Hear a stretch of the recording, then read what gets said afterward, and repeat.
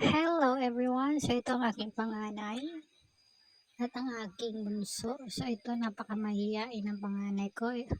Tapos ayun ang gitna naglalaro ng ewan yung 90s na 80s 90s na laro.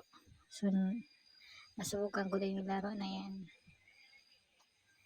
Then pinalinis ko sila, pinastop ko sila mag-laptop mga 4 o'clock. So ito sabi ko magsunog tayo ng mga dahon-dahon sa labas. So ayan yung isang makulit, distracted masyado na bata.